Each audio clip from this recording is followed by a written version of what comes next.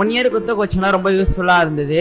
காலையில் 6:30 to 7:30 வச்சு நிறைய கோச்சிங் மெட்டீரியல்லாம் கொடுத்து டெஸ்ட் வச்சு ரொம்ப இதுவாக இருந்தது. எனக்கு டியூஷனில் யூனிஃபார்ம் கொடுத்து மெயின்டைன் ப்ராப்பராக நம்பர் ஷீட்லாம் கொடுத்து அந்த சிஸ்டம் வந்து பண்ணது ரொம்ப பிடிச்சிருந்தது. மார்னிங்லாம் டியூஷன் வச்சுருந்தாங்க, அதெல்லாம் ரொம்ப யூஸ்ஃபுல்லாக இருந்தது மேம். எக்ஸாம் டைம்ஸ்லாம் நிறையா கோச்சிங் கொடுத்தாங்க. இந்த பப்ளிக் எக்ஸாம் டைம்லலாம் ரொம்பவே அதிகமாகவே கோச்சிங் கொடுத்தாங்க. இங்கே வெளியிலே கேன்லாம் வச்சு தண்ணி தாக எடுக்கும் போதெல்லாம் விட்டு குடிக்க வச்சாங்க. அதுக்கப்புறம் யூனிஃபார்ம்லாம் எல்லோரும் கண்டக்ட் பண்ணி ஒரு ஸ்கூல் மாதிரி இது பண்ணாங்க மேம். மற்ற டியூஷனோட கம்பேர் பண்ணும்போது இது கொஞ்சம் ஸ்கூல் மாதிரி இருந்தது மேம்.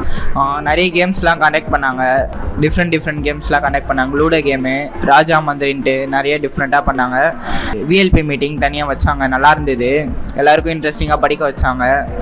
மந்த்லி கேம் வைப்பாங்க. ஒரு மாதமும் ஒரு கேம் வச்சு சொல்லி கொடுத்தாங்க. அதனால இந்த ஒரு கேம்லேயும் யார் ஃபஸ்ட் 3 மார்க் எடுக்கலாம்னு சொல்லிட்டு பேட்ச் வைஸ் பிரித்து அவங்களுக்கு ப்ரைஸ் கொடுத்தாங்க. அந்த கேமில் வச்சு ப்ரைஸ்லாம் தருவாங்க. அதனால நிறைய பேருக்கு மோட்டிவேட் ஆகி நிறைய படித்தோம்.